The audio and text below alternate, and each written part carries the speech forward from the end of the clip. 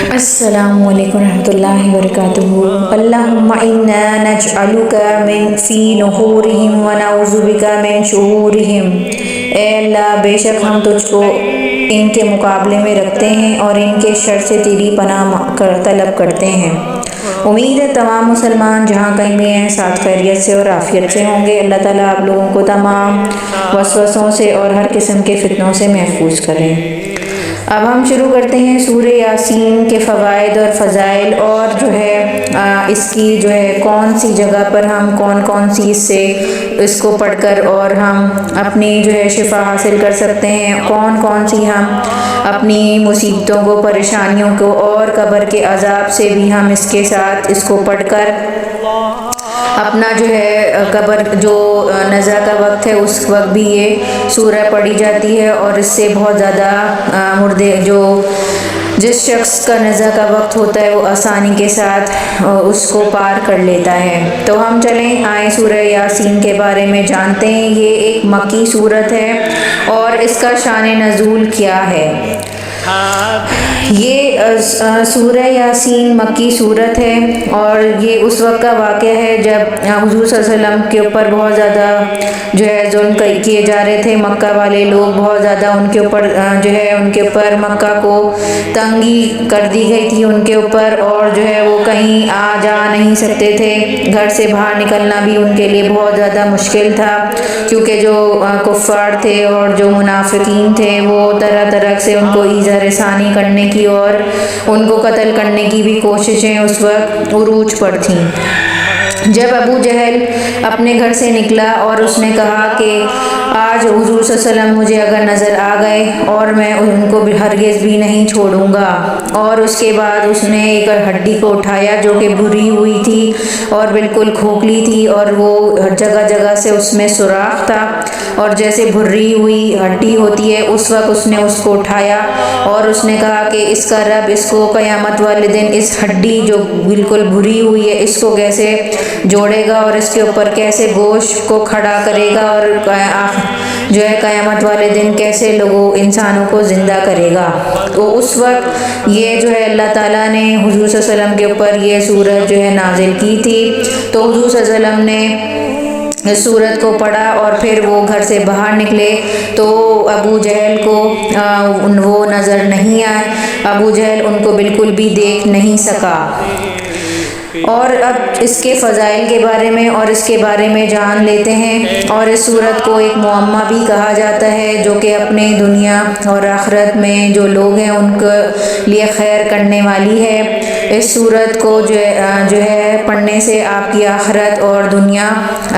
میں خیر ہوتی ہے، اور یہ سورت کور کرنے والی بھی ہے اور برکتوں سے آپ کی زندگی کو، دنیا اور آخرت کی زندگی کو بھر دے گی۔ اور اس سورت کا نام القادیہ بھی ہے۔ یہ وہ سورت ہے جو انسان کی ہر خواہشات کو پورا کرتی ہے، اور اس سورت کا ایک اور نام ہے مضاعفہ، جو شر کو دور کرتی ہے، دور کرنے والی، دفع کرنے والی، یعنی کہ جو لوگ کسی قسم کے فتنے سے، کسی حاسد کے حسد سے ان کے اوپر کسی کا حسد ہے، اور جو لوگ ان کو لگتا ہے کہ وہ کچھ لوگ ان سے حسد کرتے ہیں، تو ان کو سورہ یاسین کو ضرور پڑھنا چاہیے، کیونکہ یہ شر سے دور کرتی ہے۔ اور اس سورت کو لوگ اپنی حاجات کو پورا کرنے کے لیے بھی پڑھتے ہیں، اور اس کو قرآن کا دل بھی کہا جاتا ہے، جو کہ اس کے فضائل میں موجود ہے، کیونکہ بہت زیادہ روایت میں آتا ہے کہ حضور صلی اللہ علیہ وسلم نے کہا کہ ہر چیز کا ایک دل ہوتا ہے، اسی طرح سے قرآن کا دل سورہ یاسین ہے۔ لیکن میرے پیارے مسلمان بہن بھائیوں، یہ ساری جو باتیں ہیں، یہ ساری احادیث، یہ ضعیف حدیث ہیں، یعنی کہ ان کی اتنی زیادہ اوتھینٹسٹی نہیں ہے، یعنی کہ جس طرح سے اس بات کو کہا جاتا ہے کہ یہ قرآن کا دل ہے، اور یہ ضعیف حدیث میں موجود ہے، لیکن یہ مستند حدیث نہیں کہلاتی۔ دن کے شروع میں پڑھیں گے تو جب بھی آپ کی تمام حاجات پوری ہوتی ہیں، اور یہ بھی کہا جاتا ہے جو لوگ رات میں اس کو پڑھ کر سوئیں اور ان کا انتقال ہو جائے تو ان کو شہادت نصیب ہوتی ہے۔ اور اسی طرح سے جو سورہ یاسین ہے، اس کے اندر علماء اکرام کے لیے بھی بہت زیادہ اس کے اندر جو ہے پیغامات ہیں۔ اللہ تعالیٰ نے اس کے اندر بتایا ہے کہ 3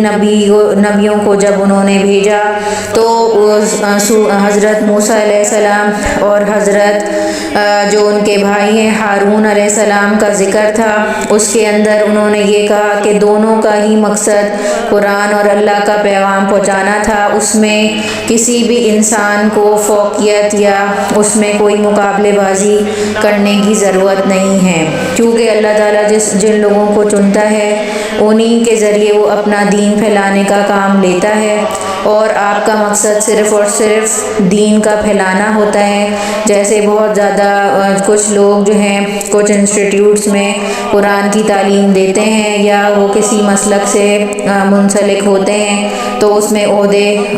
جو عہدیدار ہوتے ہیں وہ ایک دوسرے کو آگے بڑھنے نہیں دیتے اور اپنا جو اچھی باتیں ہوتی ہیں وہ نہیں پھیلاتے اور ایک دوسرے کی ٹانگیں کھینچتے ہیں، اور اس وجہ سے دین کو پھر بڑھنے سے میں رکاوٹ آتی ہے۔ اگر جو کام آپ کو آتا ہے وہ دوسروں کو سکھائیں اور آپ دوسرے کاموں پہ لگ جائیں اور دین کو پھیلانے کے لیے اس بندے کو بھی شامل کر لیں، تو آپ اپنا قدم بڑھائیں دین کو پھیلانے کے لیے۔ اللہ تعالیٰ آپ کو خود دنیا اور آخرت میں کامیابی دے گا۔ اور اب ہم آگے چلتے ہیں اور دیکھتے ہیں سورہ یاسین ہمارے لیے کس قسم سے فائدے ہمیں دیتی ہے۔ اور سب سے امپورٹنٹ چیز یہ ہے کہ جو لوگ جیسے کچھ لوگ مستر مرگ پہ ہوتے ہیں تو ان کی نزع کا وقت ہوتا ہے، اس وقت بھی سورہ یاسین کو پڑھنا جو ہے بہت اچھی بات ہے، کیونکہ یہ روح کا جو ہے روح کو سکون کا باعث بنتی ہے اور انسان کی جو روح ہوتی ہے اس کو آسانی کے ساتھ نکلنے میں مدد دیتی ہے، اور اس کو یاد کر لینا بھی بہت زیادہ فضیلت والی بات ہے۔ مشکلات و تکالیف، آفات و بلیات سے اگر کسی بھی انسان کے ساتھ کوئی تکالیف ہیں یا آفات یا بلیات یعنی کہ بلائیں ہیں، ان کو لگتا ہے ان کے گھر میں کچھ مسئلے ہیں یا وہ بہت زیادہ پریشان ہیں، تو وہ یہ سورہ یاسین باوضو ہو کر اس طرح سے پڑھیں کہ ہر مبین یا اللہ یا رحمان یا رحیم 11 دفعہ پڑھیں، اور جب کلمہ کن یعنی کہ اذا عرض شیئا یقول له کن فیکون پڑھیں، تو باللہ تو یا اللہ یا غنیو یا مغنیو یا فتاح پڑھ کر ختم کر دیں، انشاءاللہ تمام تکالیف کا ازالہ ہو جائے گا۔ آپ کو سورہ یاسین کو باوضو ہو کر پڑھنا ہے اور اول و آخر درود شریف پڑھنا ہے، اور آپ سورہ یاسین کو روزانہ ایک ہی ٹائم پر پڑھیں، جس ٹائم میں بھی آپ نے آج پڑھا ہے اسی ٹائم پہ آپ اس کو پڑھیں، اور آپ اس جو وظیفہ ہے اس کو کم سے کم جو ہے 11 دن تو لگاتار کرنا ہے،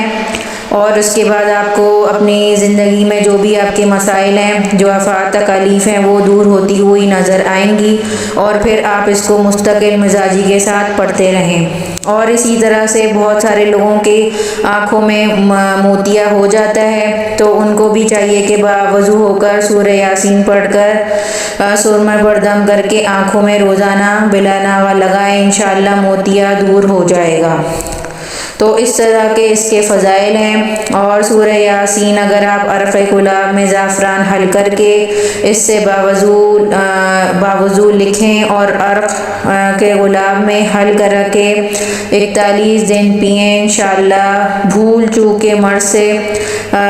نجات حاصل ہوگی۔ یعنی کہ آپ کو پتہ ہے بہت سارے لوگوں کے جو یادداشت ہے وہ بہت زیادہ کمزور ہونا شروع ہو جاتی ہے، اور جو ہے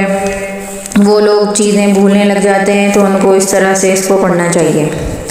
تو اس طرح سے آپ سورہ یاسین کو روزانہ پڑھیں، اپنی دوپہر دن کے ٹائم پڑھیں اور رات کے ٹائم پڑھیں، اور اس کے فضائل میں نے آپ کو بتا دیے ہیں۔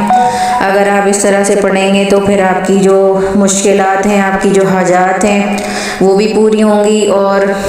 رات میں پڑھنے کے بھی فضائل یہ ہیں کہ اگر آپ کا کسی بھی انسان کا انتقال ہو جاتا ہے اور وہ سورہ یاسین پڑھ کر اور تمام جس طرح سے اللہ تعالیٰ نے جو ہمارے نبی صلی اللہ علیہ وسلم نے ہمیں ہماری رہنمائی کی ہے کہ رات میں آپ جو دعائیں ہیں کم سے کم 3 سورتیں پڑھ کر سوئیں گے تو ایک قرآن کے برابر ہے، اور پھر آپ کو سورہ یاسین بھی پڑھ لیں تو آپ کی ایک شہادت والی موت بھی انسان کو نصیب ہو سکتی ہے اللہ کے حکم سے۔ تو ابھی تک کے لیے اس ویڈیو سے امید ہے کہ آپ کو بہت زیادہ فائدہ حاصل ہوا ہوگا اور آپ کی جو تمام حاجات اور دعائیں اور تکالیف دور ہو جائیں گی انشاءاللہ۔ اللہ تعالیٰ آپ کو جو ہے اس صورت کی برکت سے اور اللہ کے کلام سے اور اللہ کے اذن سے آپ کے تمام معاملات کو اللہ تعالیٰ دور کرے گا۔ میری ویڈیو کو لائک کریں، شیئر کریں اور میرے چینل کو سبسکرائب بھی کریں، اور جزاک اللہ خیرا کثیرا۔ السلام علیکم و رحمۃ اللہ وبرکاتہ۔